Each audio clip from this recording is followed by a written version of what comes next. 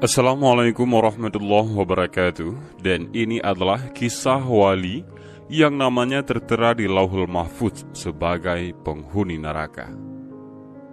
Ada seorang sufi bernama Syekh Abdul Aziz Ad-Dabagh.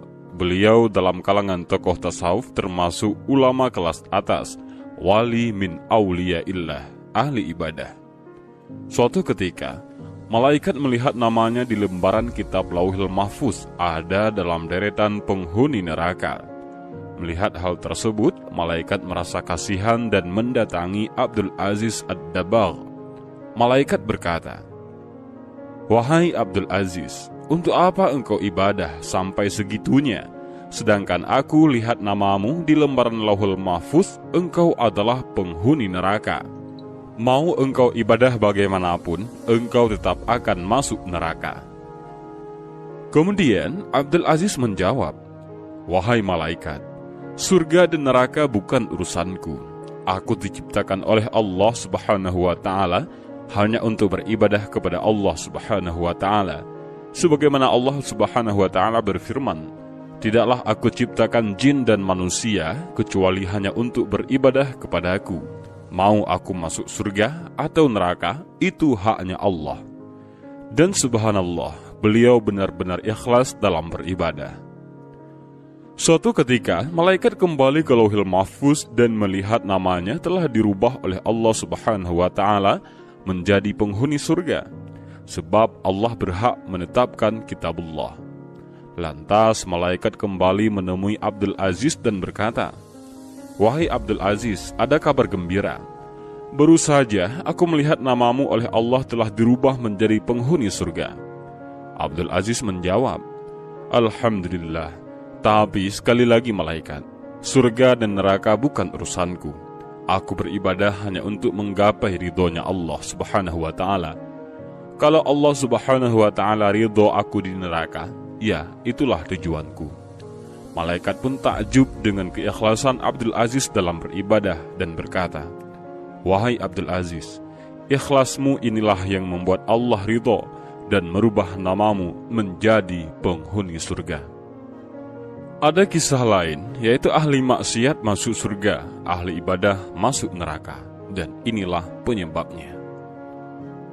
Rasulullah SAW pernah berkisah tentang dua orang bersaudara dari kalangan Bani Israel.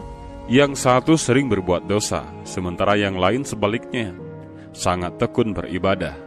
Yang terakhir disebut ini rupanya tidak henti-hentinya menyaksikan saudaranya itu melakukan dosa hingga mulutnya tak betah untuk tidak menegur. "Berhentilah," sergahnya. Teguran itu seolah hanya masuk melalui telinga kanan dan keluar lagi lewat telinga kiri. Perbuatan dosa berlanjut dan sekali lagi tak luput dari mata saudaranya yang rajin beribadah. "Berhentilah," serunya kembali. Si pendosa lantas berucap, "Tinggalkan aku bersama Tuhanku. Apakah kau diutus untuk mengawasiku?" Saudara yang ahli ibadah pun menimpali, "Demi Allah, Allah tidak akan mengampunimu. Allah tidak akan memasukkanmu ke surga." Kisah ini tertuang dalam sebuah hadis sahih yang diriwayatkan Abu Daud dan Ahmad. Lanjut dari ceritanya, tatkala keduanya meninggal dunia, keduanya pun dikumpulkan di hadapan Allah Subhanahu wa Ta'ala. Kepada yang sungguh-sungguh beribadah, Allah mengatakan, "Apakah kau telah mengetahui tentangku? Apakah kau sudah memiliki kemampuan atas apa yang ada dalam genggamanku?" Drama keduanya pun berlanjut dengan akhir yang mengejutkan. "Pergi dan masuklah ke surga dengan rahmatku," kata Allah kepada si pendosa. Sementara kepada ahli ibadah, Allah mengatakan, "Wahai malaikat, giringlah ia menuju neraka." Kisah ini mengisyaratkan pesan kepada kita untuk tidak merasa paling benar untuk hal-hal yang sesungguhnya menjadi hak prerogatif Allah. Tentu, beribadah dan meyakini kebenaran adalah hal yang utama. Tapi menjadi keliru tatkala sikap tersebut dihinggapi takabur dengan menghakimi pihak lain. Apakah ia bahagia atau celaka di akhirat kelak?